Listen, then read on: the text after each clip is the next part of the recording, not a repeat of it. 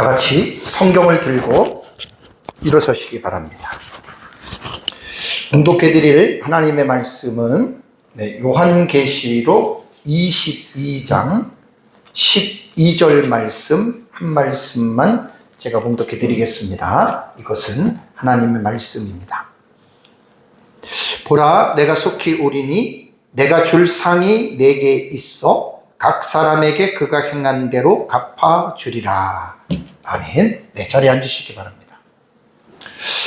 지난주에는 하나님께서 창조하셨던 처음 하늘과 처음 땅이 없어지고 이제 모든 죽은 자들이 이제 부활한 것에 대해서 제가 말씀을 드렸습니다.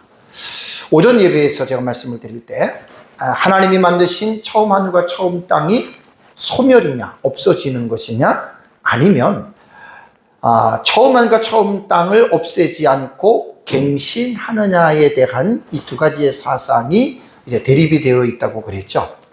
여기에서는 신학적 입장에 따라서 다르기 때문에 저는 역사적 전천년의 종말론 입장에서 저는 성경을 보기 때문에 우리 역사적 전천년 입장에서는 우리말의 번역대로 그냥 없어졌어요.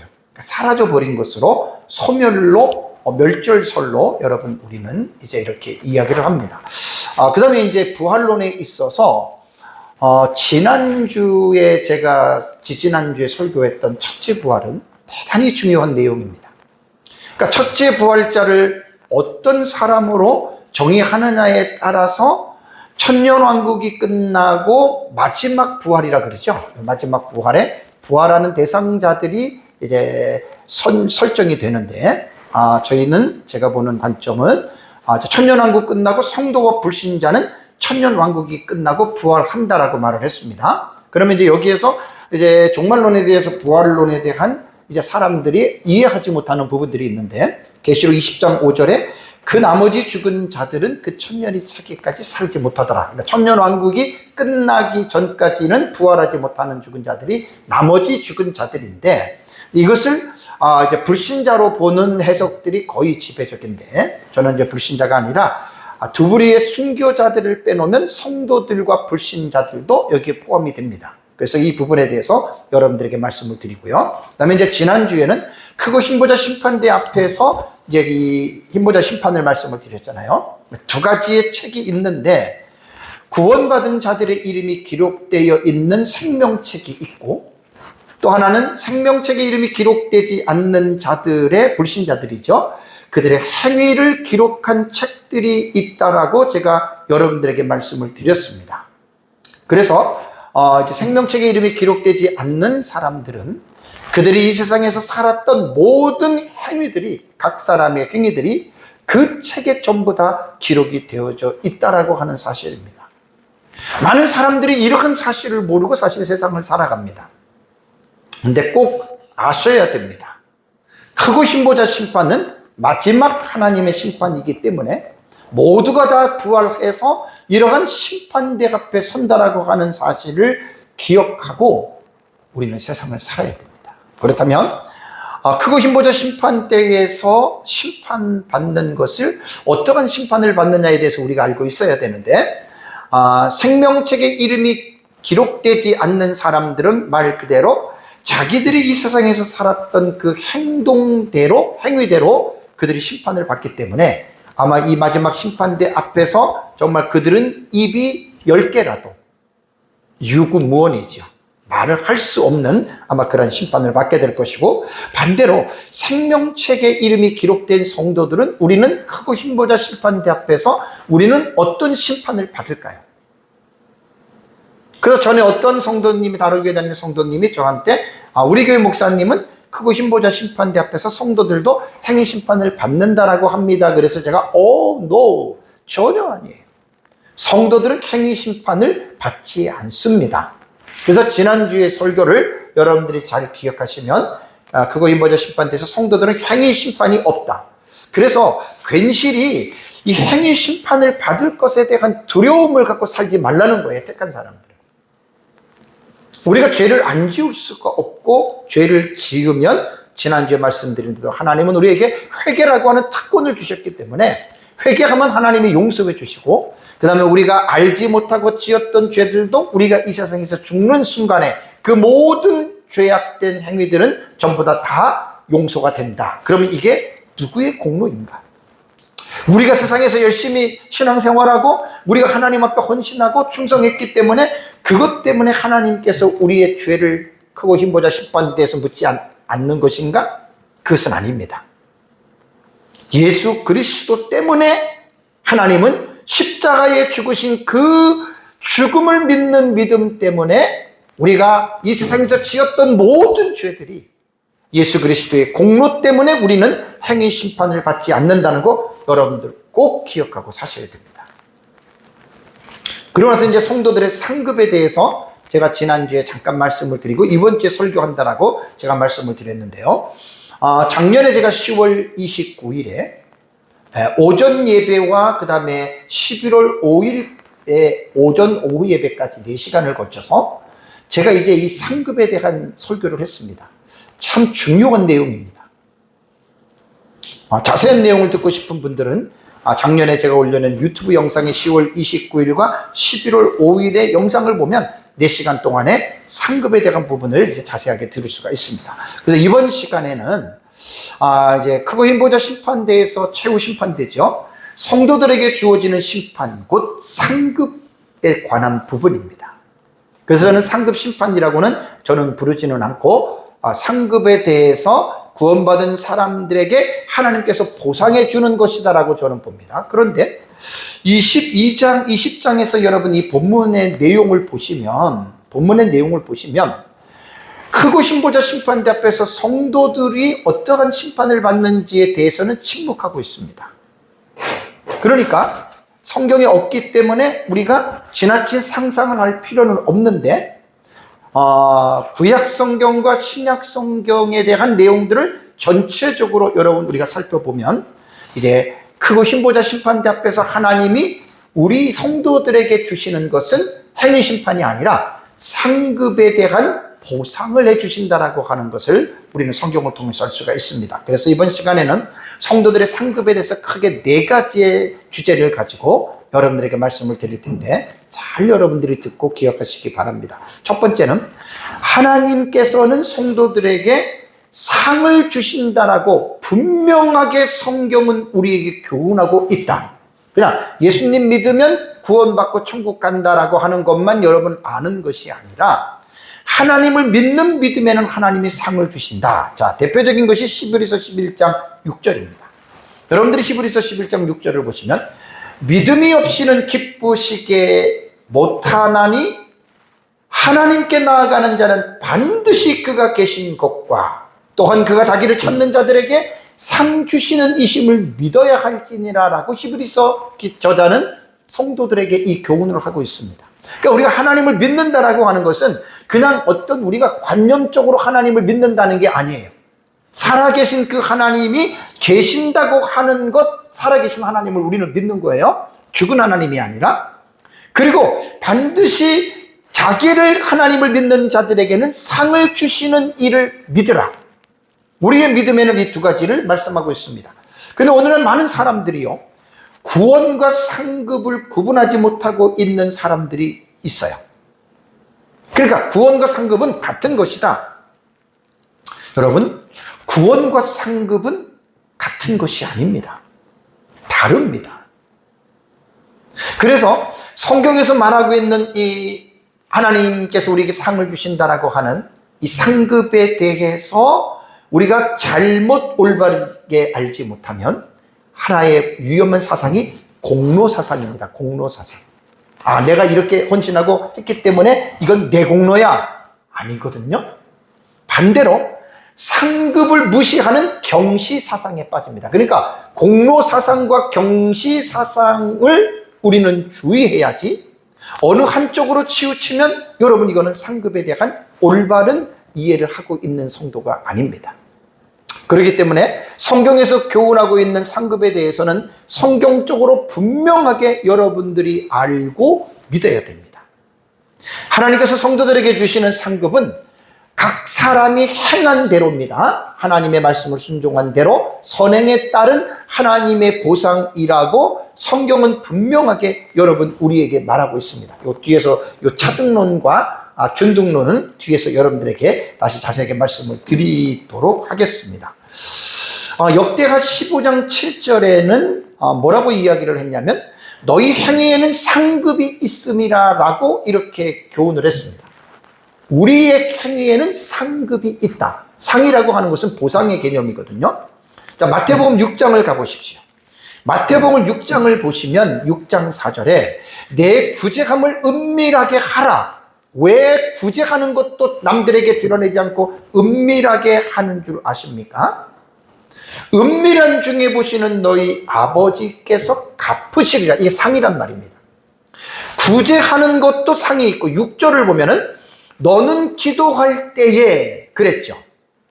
내 골방에 들어가서 문을 닫고 하나님께 기도하라. 왜요? 은밀하게 기도하는 자들의 기도를 하나님께서 어떻게 해요?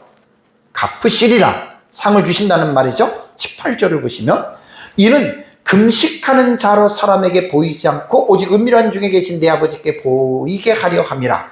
은밀한 중에 보시는 내 아버지께서 어떻게 해요? 갚으시리라.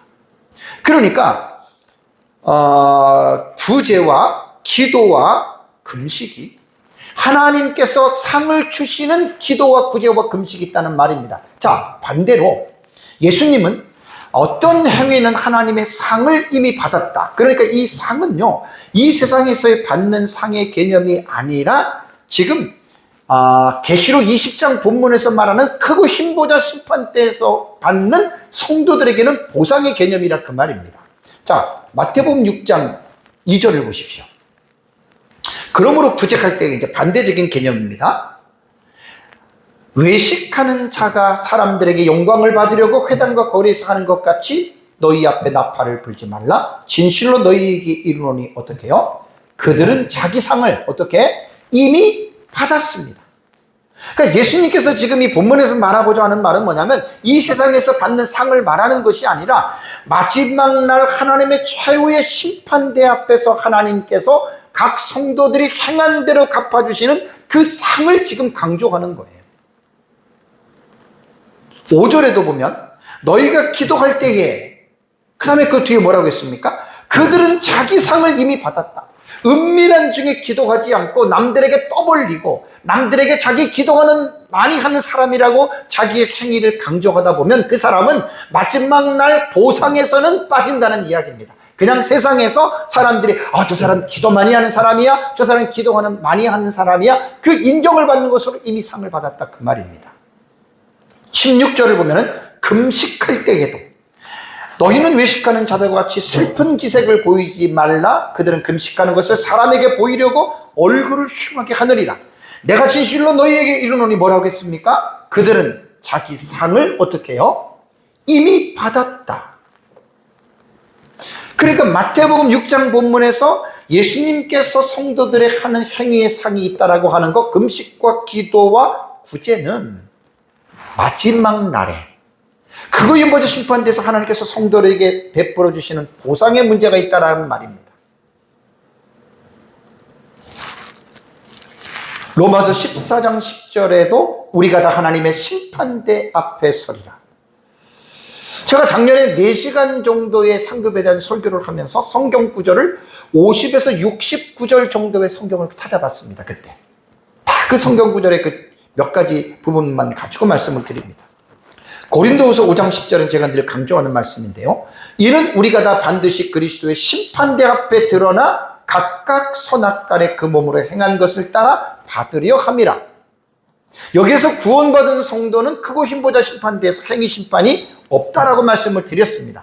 선을 행한 하나님의 말씀을 순종한 것에 대해서 하나님께서 우리에게 보상해 주신다라고 하는 이 부분을 여러분들이 꼭 기억하시기 바랍니다. 고린도전서 4장 5절을 보세요. 고린도전서 4장 5절을 보면 그러므로 때가 이르기 전 곧 주께서 오시기까지 아무것도 판단하지 말라. 그러니까 예수님의 재림 때까지 뭐 잘했느니 못했느니 이런 걸 판단하지 말라는 거예요. 왜요? 그가 어둠에 감춘 것을 드러내고 마음의 뜻을 나타내시리니, 자, 뭐라고 했습니까? 그때에, 예수님 재림하시고, 그 다음에 또, 크고 힘보자 심판 때입니다. 그때에 각 사람에게 어떻게 해요? 하나님으로부터 칭찬이 있으리라. 이게 상급입니다. 구원과 상급은 같은 개념이 아닙니다. 구원은 믿음으로 죄 용서를 받고 하나님의 나라를 들어가는 것이고, 천국에 들어가는 성도들이 이 땅에서 하나님 앞에 어떠한 삶을 살았느냐에 따라서 하나님께서 그 사람에게 보상해 주시는 것이 이게 상급입니다. 예수님을 믿고 구원과 상급이 똑같다고 할 것 같으면 뭐하러 성경에 그렇게 열심히 하나님을 섬기라고 우리에게 권면했겠습니까? 한두 군데가 아닙니다. 오늘 읽은 계시록 22장 12절도 다시 보십시오. 예수님이 뭐라고 얘기를 했습니까? 보라, 내가 속히 오리니, 재림하신다는 이야기입니다. 왜 예수님이 속히 오시죠? 내가 줄 상이 내게 있어. 예수님께서 우리에게 주실 상이 예수님에게 있는 거예요. 그리고 각 사람에게 그의 일한 대로 갚아주리라. 고린도전서 3장 10절 15절에 여러분 기억나시죠? 공력으로 지은 집을 불로서 태우지요. 이 본문은 구원에 대한 본문이 아닙니다, 여러분. 예수 그리스도의 터 위에 세워둔 집이 금으로, 은으로, 보석으로 집을 지은 자가 있고, 나무와 풀과 짚으로 지은 집을 지은 자가 있다라고 했습니다. 그래서 그 집을 지은 행위에 대한 심판을 뭐라고 한다 그랬죠? 불로 쏜다 그랬죠.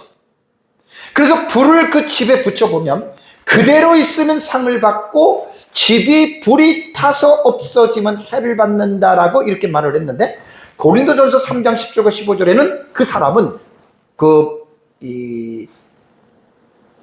불에 타는 재질로 지은 나무나 풀이나 집으로 지은 그 사람들은 구원은 어때? 불 가운데서 얻는 구원과 같다라고 이렇게 말을 했습니다.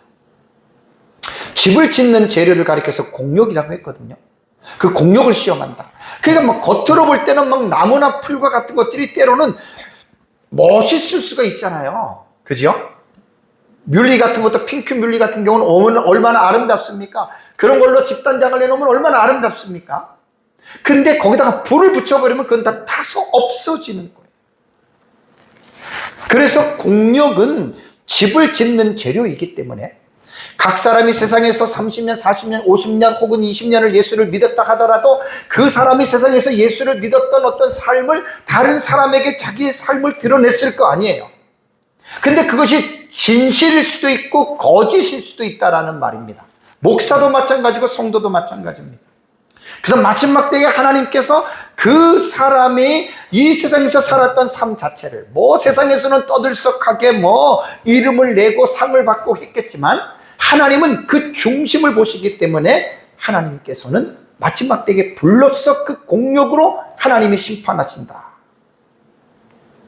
그래서 여기서 말하는 공력은 구원받은 사람들의 믿음의 행위입니다. 우리가 예수님 믿고 구원받고 이 세상에서 얼마를 어디에서 어떻게 살았는지 그 모든 것들이 거기다 들어가는 거예요.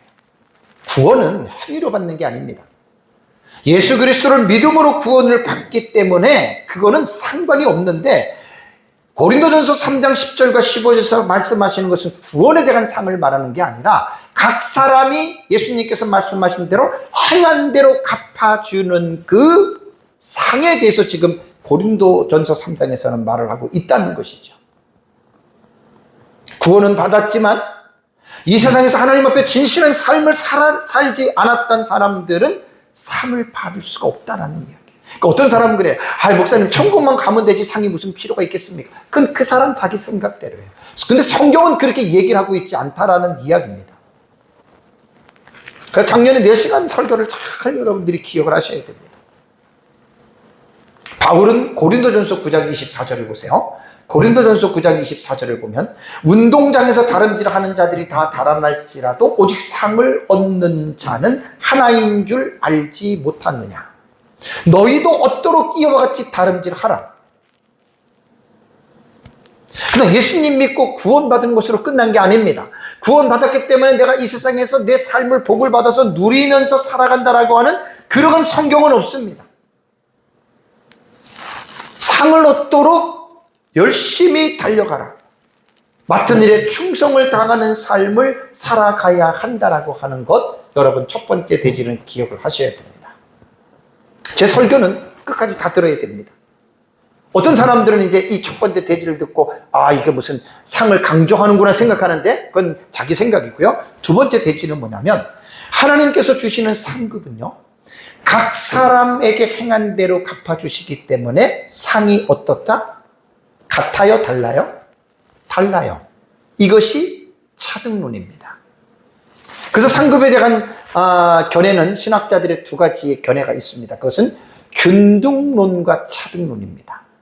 균등론이라고 하는 것은 뭐냐면 모두가 다 똑같다는 거예요. 상은 다 똑같다.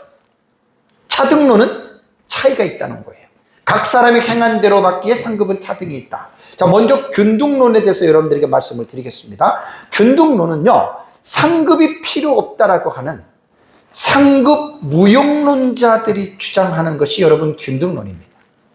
근데 이 사람들의 얘기를 들어보면 또 거기에 맞는 그 성경들을 또 가지고 와요.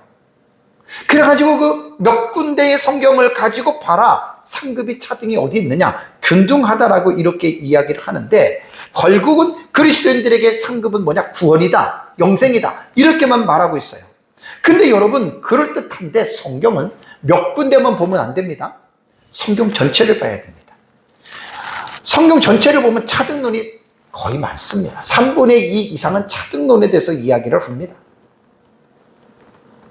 그러니까 성도가 예수 그리스도를 믿고 구원을 받았다면 영생과는 상관이 없이 구원받은 성도들이 이 땅에서 하나님의 말씀을 순종하고 하나님의 나라를 위해서 열심을 품고 충성했던 이 부분들에 대해서는 반드시 차등이 있다.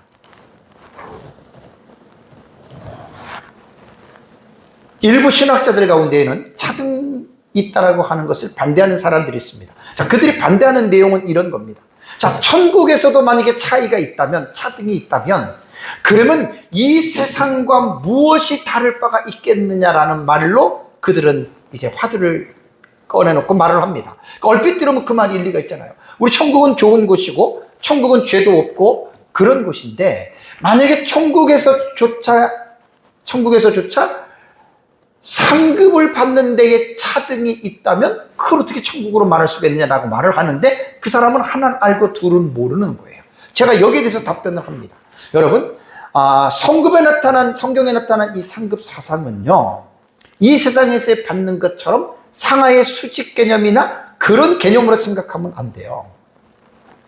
그리고 이 세상에서는 사람들이 죄성이 있기 때문에 우리는 어떤 열등감이 있고 비교하게 되고 우월의식을 가지고들 살아가죠. 그럼 이 세상에서는 그렇단 말이에요. 왜? 우리가 죄인이기 때문에 그렇습니다. 죄성이 있기 때문에 그렇습니다. 그러나 여러분, 천국은 죄성이 사라져버린 거예요. 죄인이 없는 거예요. 그러니까 다 하나님의 은혜로 구원받은 완전한 사람으로 부활하게 된 사람입니다. 그렇기 때문에 죄가 없는 곳에서는요, 우월감과 열등감을 가질 필요가 없어요.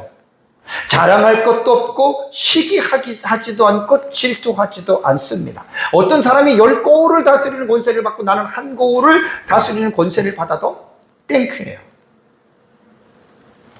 그것이 무슨 비교의식에 대해서 나는 적게 받고 저 사람은 많이 받아서 시기 질투가 일어나는 게 절대로 아닙니다. 그렇기 때문에 천국에서 차등이 있다고 해서 마치 그것이 이 세상과의 같은 차등의 개념으로 말을 한다면 여러분, 그것은 성경을 잘못 보고 있는 내용입니다. 성경은 분명하게 차등이 있다라고 우리에게 말씀을 하고 있기 때문에 성경을 믿어야 됩니다. 마태복음 10장을 잠깐 가보십시오. 마태복음 10장 41절과 42절을 보시면 선지자의 이름으로 선지자를 영접한 자는 무슨 상을 받는 줄 아십니까? 선지자의 상을 받습니다. 그 다음에 두 번째는 의인의 이름으로 의인을 영접한 자는 무슨 상을 받아요? 의인의 상을 받습니다. 그 다음에 42절에도 또 누구든지 제자의 이름으로 이 작은 자 중 하나에게 냉수 한 그릇이라도 주는 자는 내가 진실로 너희에게 이르노니 그 사람이 뭐라고요? 결단코 상을 잃지 아니하리라. 선지자의 상과 의인의 상과 그 다음에 제자 중에 작은 자에게 냉수 한 그릇이라도 준 그 상이 같은 상인가요? 상은 상이지만 내용은 다르다라고 하는 말입니다. 성경을 잘 보셔야 돼요. 그래서 예수님께서 마태복음 16장 27절에 인자가 자기의 영광으로 그 천사들과 함께 오리니 그때에 각 사람이 행한 대로 갚으리라. 당연히 불신자들에게는 행위 심판을 받지요.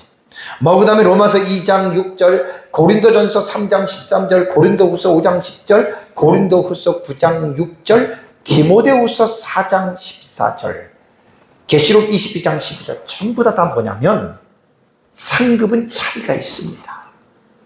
차등론이 분명히 성경은 그것을 말하는 거예요.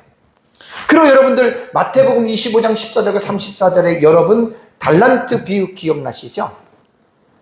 한 달란트, 두 달란트, 5달란트를 사람이 받잖아요. 똑같이 받는 게 아니에요. 사람마다 여러분 차이가 있습니다. 그래서 2달란트와 5달란트를 받은 사람들은 열심히 가서 장사해서 남겼더니 주인이 어떻게 해요? 거기에 상을 주잖아요. 더 주잖아요. 문화 비유는 누가복음 19장 11절과 27절에 나옵니다. 여기서 문화는 마태복음은 화폐의 단위를 달란트라고 이야기를 했지만 누가는 문화로 말을 했는데 여기에도 문화라는 말은 뭐냐면 화폐의 단위입니다. 그래서 어떤 사람은 한 문화로 10문화를 남겼어요. 장사를 해서. 그래서 예수님이 그에게 뭐라고 했습니까? 10고울을 다스리는 권세를 준 거예요. 이것은 마지막 때 심판 때 나오는 하나님의 보상의 개념입니다. 이 본문은. 그리고 한 문화를 가지고 5문화를 남긴 자에게는 예수님이 뭐라고 했죠? 5고울을 차지해라. 고울이라고 하는 헬라어 폴리스라고 하는 이 단어는요, 도시, 성읍 이런 단어입니다. 그러니까 여기서는 이 폴리스는 어떤 국가라고 하는 의미는 나타내지 않고요, 어떤 뭐 동네, 우리로 말하면 그냥 성읍 이 정도입니다. 그러니까 한 문화로 10문화를 남긴 자에게는 10고울을 다스리는 권세를 주고 5문화를 남긴 자에게는 5고울을 차지하라고 말씀했기 때문에 차등이 있습니다. 높아지면서 말씀드립니다. 그럼 5문화를 가진 사람들은 10문화를 가진 사람을 부러워할까요? 아닙니다. 시기할까요? 아닙니다. 10고울을 다스리는 사람은 5고울을 다스리는 사람을 무시할까요? 아닙니다. 천국은 그런 죄성이 없는 거예요. 그냥 한 고울이든 10고울이든 그 다음에 다스리는 고울이 없더라도, 왜냐하면 상은 하나님께서 주시는 것이기 때문에 거기에 모두가 다 만족한다라고 하는 그러한 사실입니다. 그래서 구원받고 죄사함을 받았다고 해서 상급이 똑같다 혹은 차등이 없다라고 말을 한다면 그 사람은 성경을 파괴하는, 아주 성경을 잘못 본 사람이 된다라고 하는 거 여러분 꼭 기억을 하셔야 됩니다.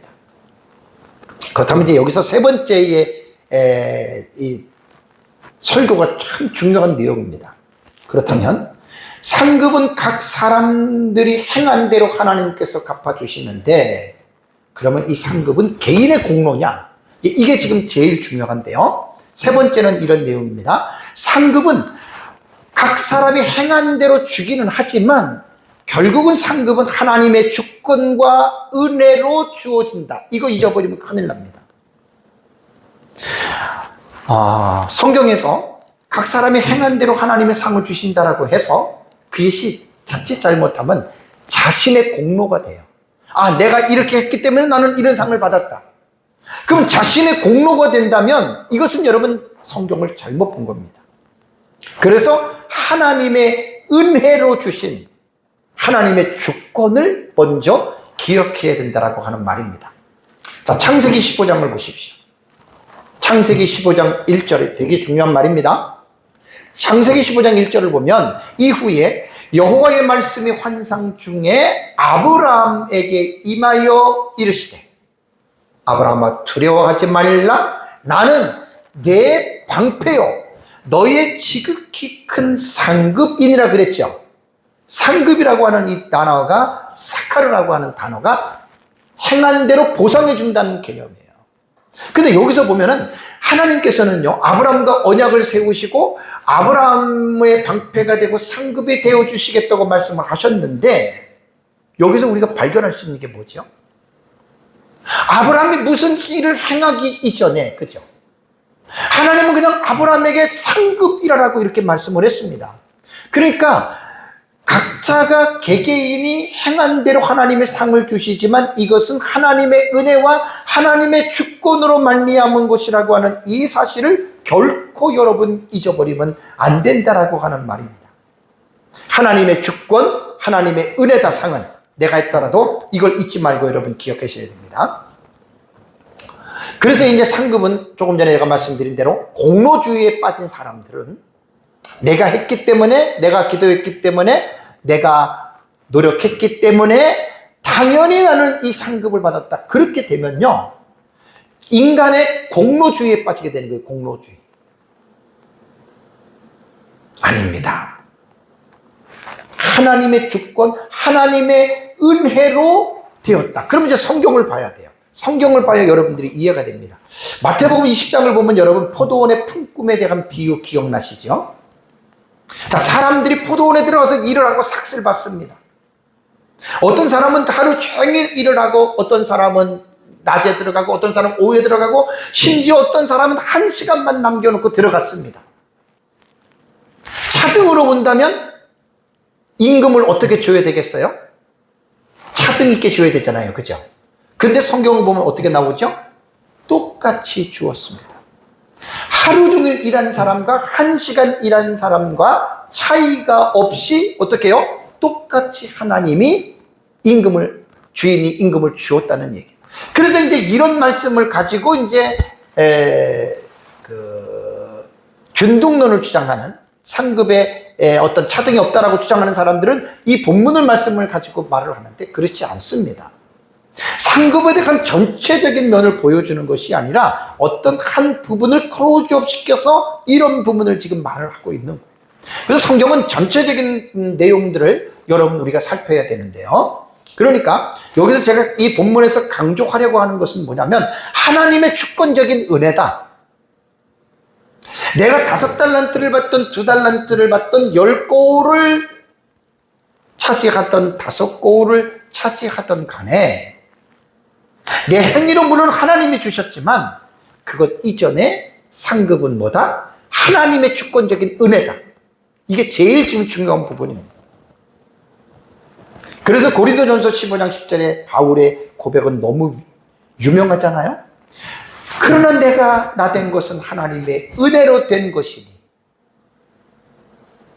자신이 있는 그 현 시점에서 하나님의 은혜로 내가 이렇게 됐다. 그러면서 내게 주신 그의 은혜가 헛되지 아니하여 그랬습니다.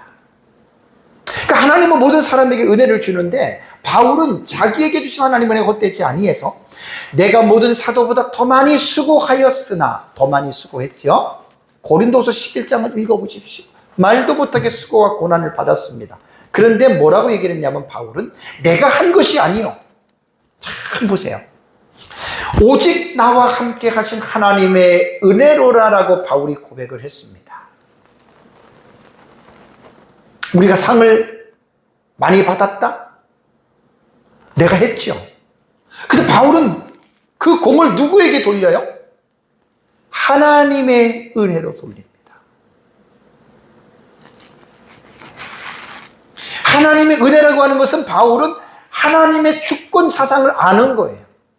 자기가 그렇게 열심히 했어도 그 상은 하나님의 주권으로, 하나님의 은혜로 하나님이 나에게 주셨다라고 하는 이것을 분명하게 알았기 때문에 바울은 자기가 다른 사도보다 더 많이 수고했어도 그것이 자기의 자랑이나 자기의 공로가 되지 않았다라고 이야기를 합니다. 여러분, 우리는 모든 공로를 우리에게 돌리면 안 돼요. 내가 이렇게 있기까지 여러분 십자가에서 피 흘려 죽으신 주님이 없이 여러분 가능합니까? 불가능합니다. 우리는 다 본질상 진노의 자녀들이었어요. 하나님이 우리에게 은혜를 베풀어 주지 않으면 여러분 우리는 절대로 하나님 앞에 설 수 없는 자들입니다. 그러니까 바울의 고백이 뭐냐면 자기가 행했던 그 선행조차도 어떻게 해요? 자기가 한 게 아니라는 거예요. 하나님이 내게 베풀어 주신 그 은혜의 힘으로 나는 그렇게 고난과 수고를 감당했다라고 하는 말입니다. 사실 따지고 보면요, 저와 여러분들이 우리는 하나님 앞에 상을 요구할 권리가 없습니다. 바울처럼 순교하고 엄청난 고난을 받고 그렇게 했다 하더라도 여러분 우리는 하나님에게 상 주세요라고 요구할 권리는 인간에게는 없는 거예요. 하나님이 알아서 주는 거예요. 그래서 그것이 하나님의 주권적 은혜라는 것입니다. 상은. 누가복음 17장을 볼까요? 누가복음 17장. 아주 중요한 말입니다. 누가복음 17장 7절에서 10절 말씀을 보시면 예수님이 이런 말을 하죠. 너희 중에 누구에게 밭을 갈거나 양을 치거나 하는 종이 있어 밭에서 돌아오면 그더러 곧 와서 앉아서 먹으라 말할 자가 있느냐? 없지요. 종이니까. 도리어 그더러 내 먹을 것을 준비하고 띠를 띠고 내가 먹고 마시는 동안 수종 들고 너는 그 후에 먹고 마시라 하지 않겠느냐. 이게 종의 위치입니다. 주인에게 종속되어 있잖아요. 종은 열심히 일하고 힘든데도 와가지고 쉴 데가 어디 있어요. 빨리 야 밥 차려. 예. 주인 다 밥 먹고 치우고 나서 그때 먹는 게 종이에요. 여러분 9절에 뭐라 그랬습니까? 명한 대로 하였다고 종에게 감사하겠느냐? 아니 내가 종을 쓰는데 종이 내게 수종을 들었다고 해서 그에게 감사합니까? 그게 당연한 거예요. 종이 하는 일이에요. 10절 보세요. 이와 같이 너희도 명령을 받은 것을 다 행한 후에 이르기를 우리는 어떤 종? 무익한 종이라. 우리가 하여야 할 일을 한 것뿐이라 할지니라 이렇게 말을 했습니다. 여러분 우리는 예수 그리스도의 십자가의 피로 값없이 구원받았습니다. 우리의 노력은 하나도 없습니다. 하나님의 100% 은혜입니다. 그리고 우리가 이 세상을 살아갈 때 하나님의 은혜의 힘으로 우리는 살아가는 것입니다. 우리가 하나님의 말씀을 순종하고 죽기까지 하나님 앞에 충성하고 헌신하고 하나님의 나라를 위해서 살더라도 우리는 그것을 행하고 나서 무익한 종입니다. 당연히 우리는 이렇게 살아야 됩니다. 이렇게 고백하라는 말입니다. 이러한 상급에 대한 올바른 사상을 알지 못하는 사람 가운데에 공로주의에 빠진 성도들이 의외로 많습니다. 내가 이렇게 했기 때문에 하나님이 내게 상을 주고, 마치 어떤 경우에는 내가 하나님 앞에 11조 이렇게 하고 하나님 앞에 이렇게 했는데 하나님이 내게 상을 안 준다고 따지는 사람인데 이건 전혀 잘못된 사람입니다. 성경을 모르기 때문에 여러분 그러한 말을 하는 것입니다.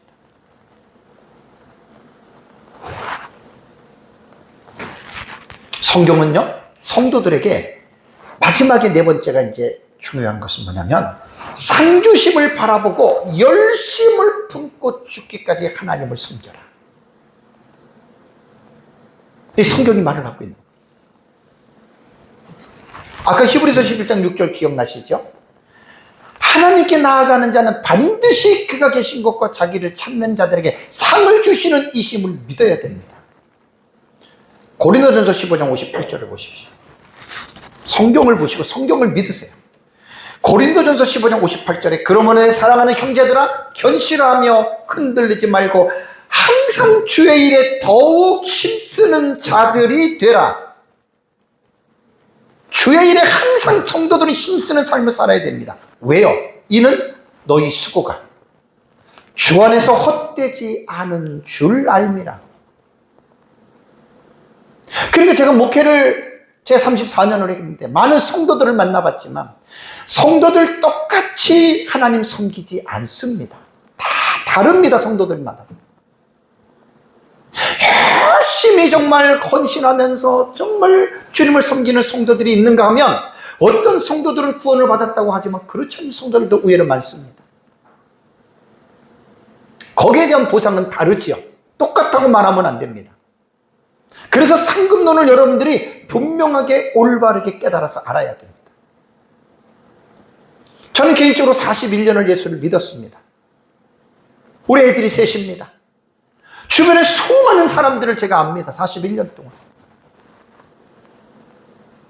하나님 앞에 진실되고 죽기까지 충성되면서 섬겼던 성도들의 삶은 하나님이 그 자식들 다 잘되게 합니다. 제가 공로주의로 말하는 게 아니에요. 그 성경의 약속이에요.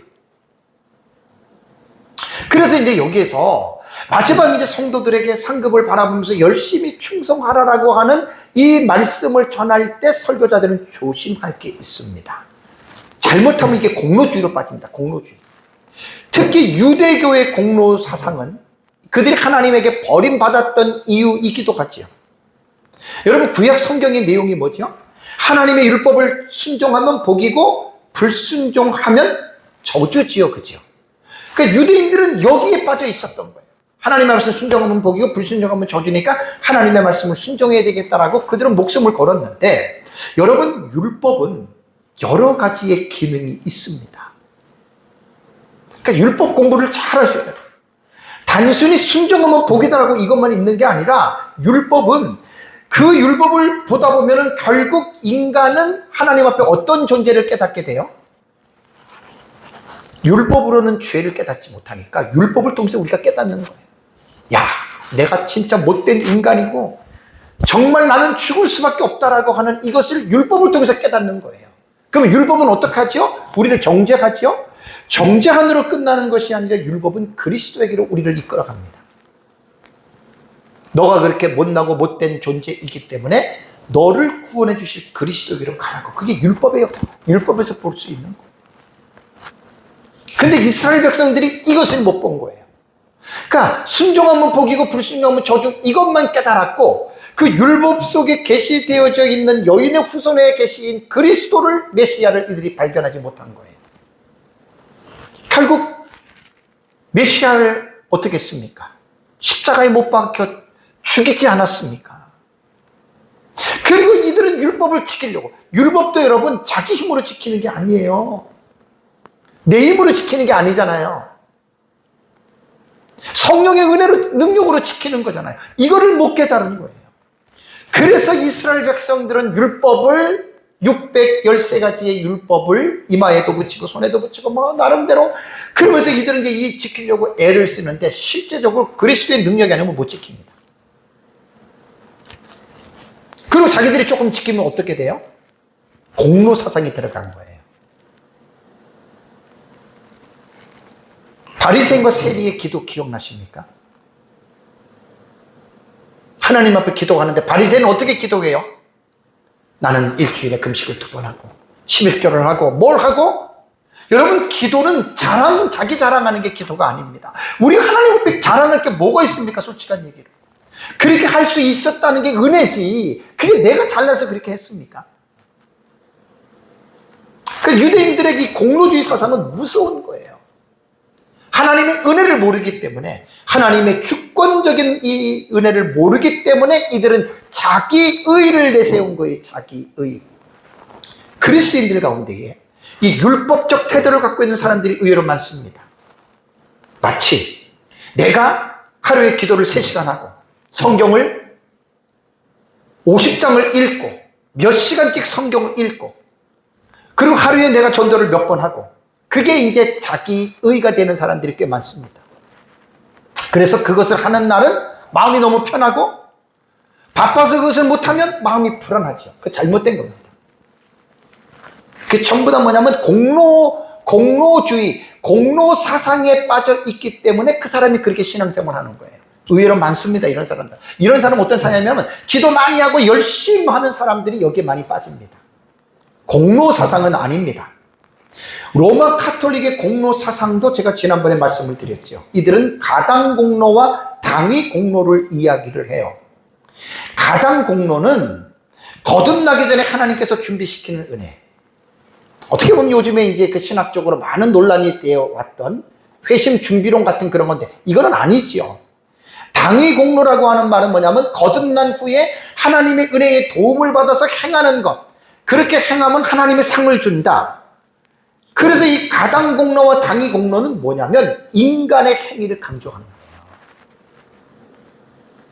그래서 로마 카톨릭의 구원가는 우리 개혁교회는 100% 하나님의 은혜로 구원받는다고 이야기를 하는데 로마 카톨릭의 구원가는 100% 하나님의 은혜가 아닙니다. 하나님의 은혜 50%, 인간의 행위 50%. 이것이 합쳐서 구원이 완성이 된다. 그러니까 결국 로마 카톨릭도 유대인들과 마찬가지 이들은 뭘 하냐면 공로 사상을 가지고 있는 거예요. 인간의 행위에 대한 공로. 여러분 참 부끄럽게 생각해야 됩니다. 인간이 공로를 내세울 게 뭐가 있겠습니까, 여러분? 전적으로 타락한 인간이 여러분, 저와 여러분들이 떳떳하게 내세울 공로가 있습니까? 없습니다. 거룩하신 하나님 앞에 저도 그렇고 여러분도 그렇고 여러분 우리 내면을 깊이 있게 한번 성찰해 보십시오. 공로를 내세울 게 하나도 없습니다. 그래서 유대인이나 로마 카톨릭의 이 위험한 사상은 뭐냐면 공로주의 사상입니다. 왜 인간의 공로를 내세우느냐? 하나님의 은혜와 주권을 이들은 모르기 때문입니다. 우리는 인간의 구원도 하나님의 절대적인 은혜로 말미암는 것이고 인간의 선행도 우리에게 책임이 있지만 하나님의 은혜로 이루어졌다라고 믿는 것이 여러분 이게 성경적인 상급관입니다. 그래서 이제 종교개혁자들의 상급관은 되게 중요한데요. 이제 칼빈과 루터에 의해서 종교개혁이 일어났잖아요. 이들은 어떠한 상급관을 가졌냐면 성경에서 지금 말을 하고 있는 이 인간의 공로주의 사상을 배격했습니다. 감사한 일이죠. 종교개혁자들의 상급 사상이. 그래서 루터는 오직 의인은 믿음으로 말미암아 살리라라고 하는 말씀을 근거로 로마 가톨릭의 공로주의 사상을 비판했습니다. 그렇죠. 구원은 인간의 행위가 들어갈 수도 없고 인간의 행위가 공로로서 그것이 치부가 되어서 구원받는 게 전혀 아닙니다, 여러분. 근데 이제 루터의 약점은 뭐냐면 가톨릭의 공로 사상을 비판한 것은 잘했지만 한편으로는 믿음으로 구원받는 성도들이 어떻게 살아야 할 행위에 대해서는 곧 상급에 대해서는 루터가 경시했다라고 하는 주장이 있습니다. 그러니까 믿음으로 구원받았다고 끝난 게 아니잖아요. 믿음으로 구원받은 사람은 하나님의 말씀을 순종하는 삶을 살아야 되잖아요. 그래서 루터에게 있어서 행함은 경시했습니다. 이 경시라고 하는 말은 대수롭게 보지 않거나 업신여겼다. 그러니까 믿음만 강조한 거예요, 믿음만. 이게 이제 루터의 부족한 부분이고, 루터의 이런 불균형을 바르게 잡은 개혁가가 존 칼빈입니다. 칼빈은 그의 기독교 강요 제3권 15장에서 로마 가톨릭의 잘못된 공로 사상을 공박했습니다, 칼빈도. 그러면서 뭐라고 얘기를 했냐면, 공로라는 말은 성경에 없는 잘못된 말이며 위험한 말이다라고 칼빈은 반박했습니다. 이 말은 뭐냐면 인간의 행위에 대한 공로를 말을 하는 것이죠. 그러면서 칼빈은 어거스틴의 말을 인용해서 사람이 자기의 선한 것은 자기에게서 나온 것이 아니고 하나님께로부터 온 것이라는 것을 깨달을 때에 자기에게 있는 칭찬할 만한 것도 모두 하나님의 자비에서 온 것이라고 하는 것을 깨닫게 된다. 기가 막힌 표현 아니에요? 다시 말씀을 드릴게요. 어거스틴이 한 말이에요. 사람이 자기의 선한 것은 여러분들이 무슨 일이든 간에 선한 일을 했으면 자기에게서 나온 것이 아니에요. 하나님께로부터 왔다. 그거를 깨달을 때 자기에게 있는 칭찬할 만한 것도 모두가 다 자기 공로가 아니고 하나님의 자비에서 왔다는 것을 깨닫게 된다. 마음속에 새기시기 바랍니다. 의외로 교회 안에서 성도들 중에 이 상급에 대한 이 하나님의 자비를, 은혜의 주권적인 사상을 모르는 사람들이 은근히 자기가 하나님 앞에 봉사하고 자기 공로를 내세우고 자랑하는 거예요. 내가 이 교회를 위해서 뭐 얼마나 기도하고 헌신하고 헌금을 드리고, 여러분 거 전부 다 잘못된 겁니다. 그건 자기 상을 이미 자기가 다 받아 먹은 겁니다. 마지막 심판 때 하나님의 상이 없어요. 두려워하셔야 됩니다. 그래서 아까 누가복음 말씀 10장의 말씀처럼 우리가 하고 나서 아이고 하나님 나는 무익한 종입니다 해야 할 것을 당연히 했습니다. 여러분 이게 리얼 크리스천이에요. 뭐 자기 뭐 좀 했다고 막 그거 자랑하고 나발 불고. 그리고 칼빈이 기가 막힌 말을 했어요. 그럼에도 불구하고 하나님께서 우리에게 선행을 주시고 그것을 우리의 것이라고 부르시고 그것에 대해서 상까지 주셨다.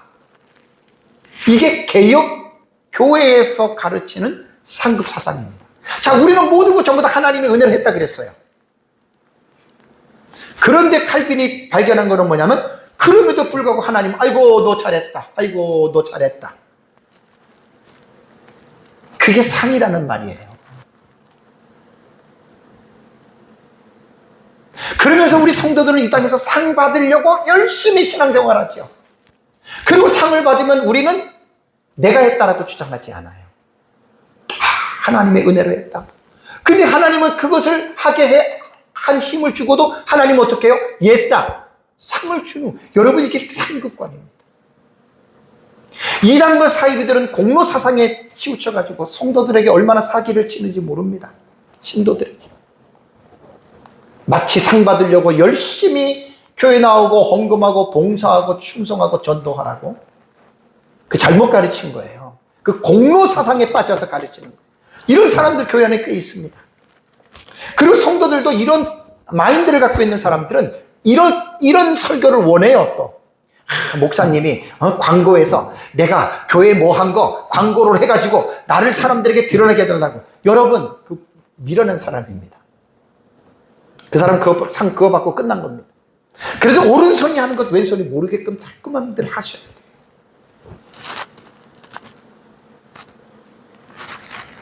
그래서 이제 칼빈은 기독교 강요에 보면은요, 하나님께서 각 사람에게 행한 대로 갚아주고 이거를 성경을 구절마다 다 칼빈이 말했습니다.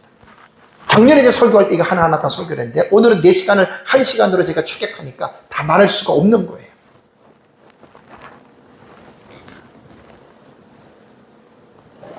그래서 종교개혁자들은요, 특히 칼빈은 각 사람이 행하는 일로 인하여 하나님께서 상급을 주시는 것은 인간의 공로가 아니다. 이거 깨달으셔야 돼요. 내 공로가 아니에요. 하나님의 은혜와 주권에서 주어지는 것이다. 왜 이렇게 본 줄 알아요? 아까 창세기 여러분 기억나시죠? 하나님이 아브라함에게 뭐라 그랬어요? 나는 내 방패요 너의 지극히 큰 상급이라 그랬잖아요. 사카르라고 하는 이 상급은 행한 대로 갚아주는 거예요. 그러니까 그분의 주권이에요. 상은 내가 뭘 했다고 해서 뭐 내가 잘나가지고 그렇게 상급을 생각하면 다 공로주의로 빠집니다. 그것이 유대교와 로마 캐톨릭으로 다 빠져버리는 거예요. 개혁교회는 그렇게 상급을 가르치면 안 됩니다. 하나님이 아브라함을 택하기 이전에 이미 아브라함을 부를 때에 나는 너에게 상을 주는 자다. 그래서 성경을 깊이 있게 잘 봐야 됩니다. 목회자들이 때로는 성도들에게 막 부추길 때가 있어요. 열심히 봉사하고 충성하고 뭐 헌금하고 뭐 그러면 여러분들이 하늘에서 상을 크게 받는 조심해서들 가르쳐야 돼요. 그렇게 할 수 있는 힘을 하나님이 주신다.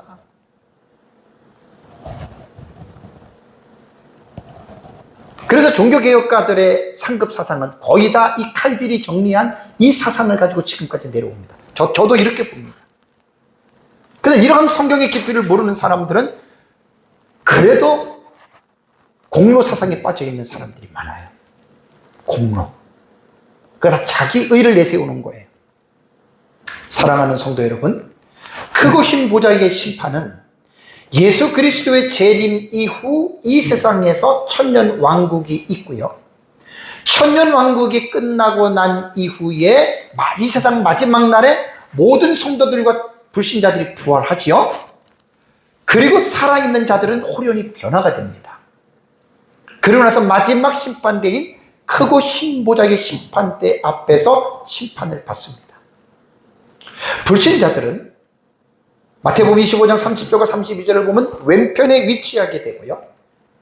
그들은 자기가 이 세상에 살면서 행했던 그 모든 행위들에 따라서 책들에 기록된 대로 심판을 받는데, 이들은 어디 가느냐? 오후에 제가 설교를 합니다. 14절과 15절. 불모신 지옥으로 떨어집니다. 제가 지금 한 달 동안에 지금 20장 설교는 너무 중요한 주제들이에요. 마지막 때 너무나 중요한 주제들이기 때문에 이 교리를 분명하게 여러분들이 이해하고 예수를 믿으세요. 교회만 왔다 갔다 하는 게 아니라. 뭐 예수 믿는 게 뭐예요? 그냥 편안하게 살고 아무런 문제 없고 돈 많이 벌어서 자식들 잘 되고 그러려고 예수 믿는 게 아니잖아요. 성경대로 예수를 믿어요. 그래서 구원, 여기에서 크고 힘보다 심판대에서는 불신자들은 행위 심판을 받지만 성도들은 행위 심판을 받지 않습니다. 그래서 성경에는 침묵한 이 본문에서 우리는 어떻게 보면 되냐면, 하나님께서 성도들이 이 세상에서 각 사람이 행한 대로 여기에서 갚아준다, 보상으로 우리는 집어넣어야 돼요. 상급 심판도 용어를 그렇게 쓰면 안 돼요. 하나님께서 보상으로 갚아준다. 그러니까 여러분, 칼빈의 말에 의하면 우리는 정말 감지덕지하죠. 황공한 것밖에 없지요. 하나님이 그렇게 살 수 있는, 헌신할 수 있는 힘까지 주시고, 그래서 하나님의 힘을 받아서 우리가 이렇게 충성을 했는데, 아예 거기서 하나님의 상까지 주시는 거예요. 이게 은혜입니다. 그래서 하나님의 생명책에 기록된 구원받은 성도들은 하나님의 심판과 보상을 기억하면서 여러분들은 살아가셔야 됩니다.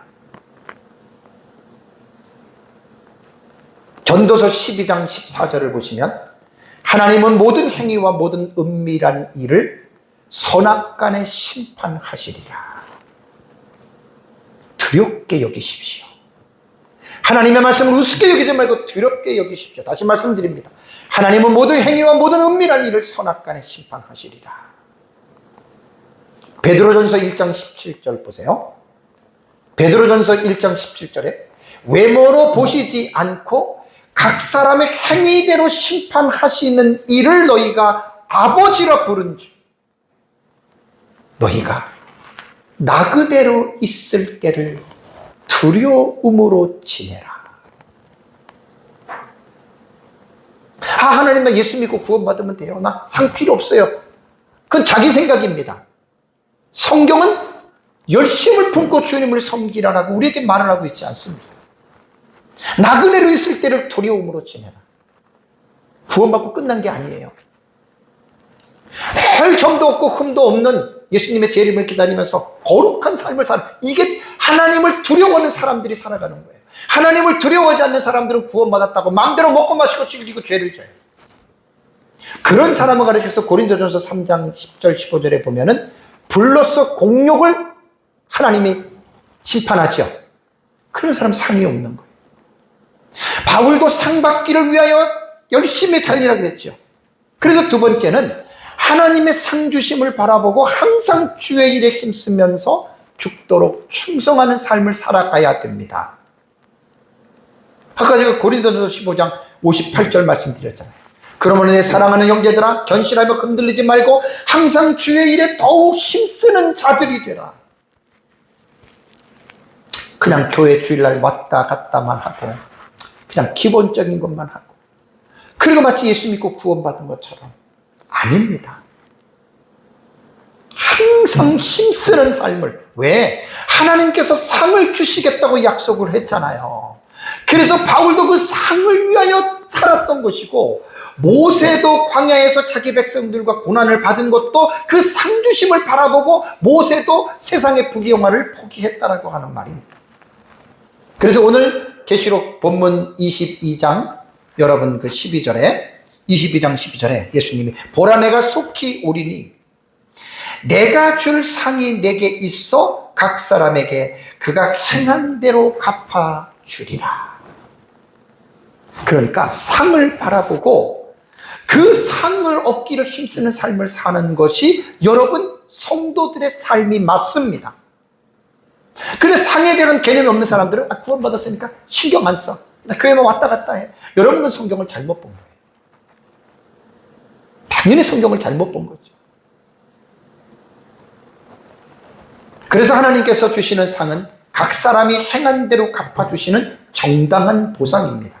그러나 잊지 말아야 할 것은 각 사람이 선행을 행했다고 하더라도 공로로서 치우치면 안 됩니다, 여러분. 내 공로가 아닙니다. 이것이 하나님의 은혜입니다. 하나님의 주권적으로 이루어진 것입니다. 저와 여러분들이 남은 삶을 하나님이 주시는 상을 잘 기억하면서 또 그 상을 바라보면서 믿음으로 승리하는 삶을 살아가시기를 주님의 이름으로 축복합니다. 다 같이 함께 기도하겠습니다.